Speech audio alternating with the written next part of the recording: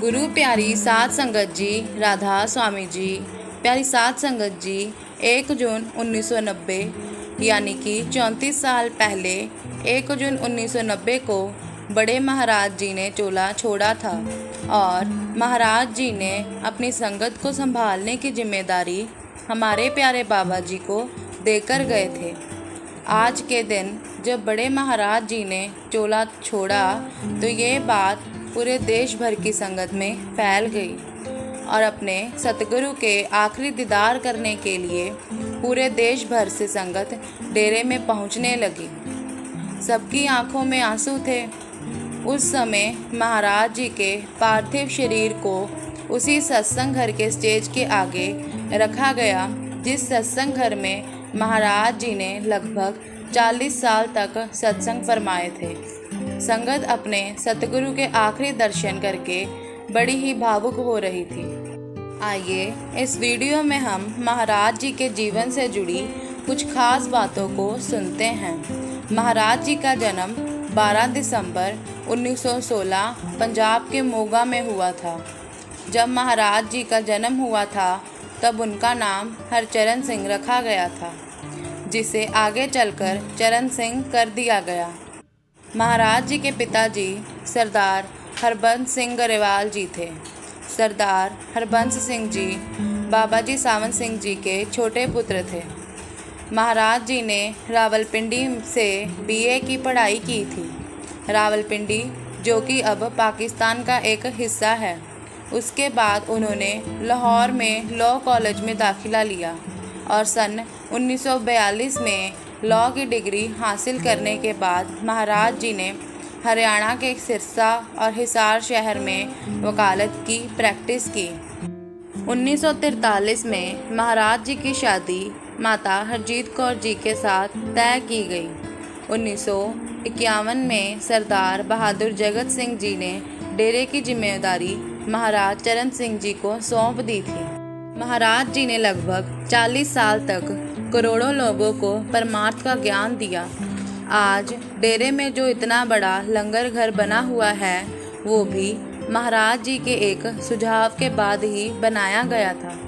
उसके पहले डेरे में जो लंगर घर था उसमें एक समय 1500 से 2000 लोग ही लंगर खा सकते थे और ये बात महाराज जी को बिल्कुल अच्छी नहीं लगती थी कि उनकी संगत को लंगर के लिए घंटों लाइन में लगना पड़ता है और आधी रात तक भी बहुत सारी संगत भूखी ही बैठी रहती है। तो इसके बाद ही महाराज जी ने इंजीनियर की एक टीम को बुलवाकर एक बहुत बड़े लंगर घर का निर्माण करवाया था, जहां एक साथ 15 से 8,000 संगत लंगर खा सकती थी और धीरे धीरे लंगर घर को और ज़्यादा बड़ा बनाया गया और आज आप सब देख ही सकते हैं कि आज एक साथ 40 से 50,000 संगत भी लंगर खा सकती है।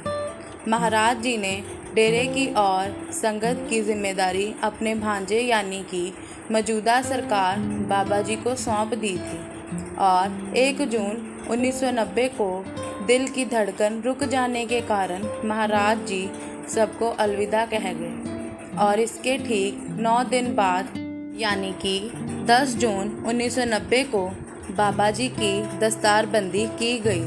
बाबा जी को गद्दी पर बिठाया गया। उस समय जब बाबा जी को गद्दी पर बिठाया गया था तो उस कार्यक्रम में तब 20 लाख से ज़्यादा संगत डेरे पहुंची थी। बहुत सारे टेम्परेरी पंडाल संगत के रहने के लिए बनाए गए थे और इस पूरे कार्यक्रम को लगभग 60 टीवी लगाकर सारी संगत को दिखाया गया था। आज बाबा जी को हम जैसे भटके हुए लोगों को सही रास्ता दिखाते हुए 34 साल हो चुके हैं। बाबा जी ने अब तक करोड़ों लोगों को तारा है और महाराज जी द्वारा सौंपी गई जिम्मेदारी को निभाया है। साध संगत जी, एक बार बाबा जी जब 32 या 33 साल के थे तब अपने पिताजी के साथ अपने मामा यानी कि महाराज जी के घर गए थे और उस समय महाराज जी ने बाबा जी को दूसरे कमरे में बिठाकर खुद बाबा जी के पिताजी के साथ अपने कमरे में गए और डेरे की पूरी वसीयत और जिम्मेदारी के कागज़ बाबा जी के पिताजी को देते हुए बोले कि मेरे बाद डेरे की संभाल तेरा बेटा करेगा। इसके बाद जब बाबा जी के पिताजी कमरे से बाहर आए तो उन्होंने दूसरे कमरे में अकेले बैठे बाबा जी के पैर छू लिए, क्योंकि अब गद्दी पर बाबा जी को बिठाया जाना था।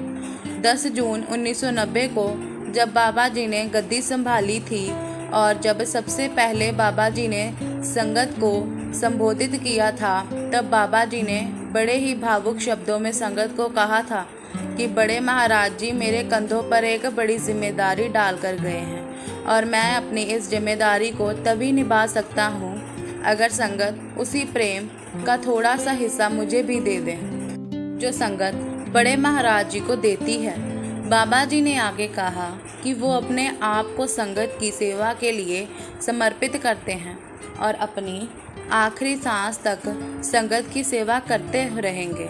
साथ संगत जी, बाबा जी तो 34 साल से अपनी जिम्मेदारी निभाते आ रहे हैं और आगे भी निभाते रहेंगे, लेकिन हम अपने प्रति अपनी जिम्मेदारियां कब निभाएंगे, ये तो हमें अपने आप से पूछना चाहिए।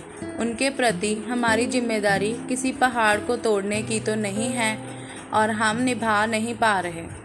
हमें तो बाबा जी ने अपनी शरण जब दी थी तब एक ही जिम्मेदारी सौंपी थी कि हर हाल में भजन सिमरन करना है, लेकिन हम बाबा जी से तो उम्मीद करते हैं कि वो अपनी जिम्मेदारी निभाएं और जब हमारी बारी जिम्मेदारी निभाने की आती है तो हम 100 बहाने बनाने लगते हैं। आज हम सब देख रहे हैं कि बाबा जी एक दिन भी आराम नहीं करते। अगर इलेक्शन के चलते 26 तारीख वाला डेरे का सत्संग कैंसिल हो गया है तो भी बाबा जी डेरे में अपनी कोठी में नहीं बैठे। बाबा जी पिछले कई दिनों से हिमाचल और जम्मू कश्मीर के अलग अलग सेंटरों में जा रहे हैं और संगत को दर्शन देकर संगत के साथ सवाल जवाब कार्यक्रम कर रहे हैं। क्या बाबा जी को इन सब की ज़रूरत है? वो तो खुद मालिक का रूप है, लेकिन फिर भी बाबा जी को बड़े महाराज जी ने जो जिम्मेदारी दी थी, बाबा जी उसको निभा रहे हैं। और बाबा जी ने भी गद्दी संभालने के बाद जब संगत को पहली बार संबोधित किया था तो यही कहा था कि उनका पूरा जीवन उनकी संगत के लिए समर्पित है और पूरा जीवन वो संगत की सेवा करेंगे। पिछले दिनों में तो बाबा जी ने एक ही दिन में सुबह के समय चंबा में और उसी दिन शाम को जम्मू में संगत को दर्शन देकर सवाल जवाब किए थे। साथ संगत जी, ऐसे सतगुरु हर किसी के नसीब में नहीं होते। साथ संगत जी, इस पूरे संसार में 195 देश हैं और 795 करोड़ लोग इस संसार में रहते हैं, लेकिन हम जैसे सिर्फ कुछ करोड़ लोग ही नसीब वाले हैं जिन्हें ऐसे सतगुरु की शरण नसीब हुई है। लाखों लोग रोज़ दुनिया में आते हैं और लाखों ही बिना गुरु की शरण के इस दुनिया से चले जाते हैं। इसलिए हमें कदर करनी चाहिए कि सतगुरु के हुक्म को ज़रूर मानना चाहिए। साथ संगत जी, आज की वीडियो आपको कैसी लगी हमें कमेंट में बताएं और अगर अच्छी लगी हो तो लाइक भी कर दें। हमारे चैनल को सब्सक्राइब करें। प्यारी साथ संगत जी, वीडियो को देखने के बाद कुछ समय बाबा जी का ध्यान करें। बाबा जी आपकी हर मुश्किल को दूर करेंगे। राधा स्वामी जी।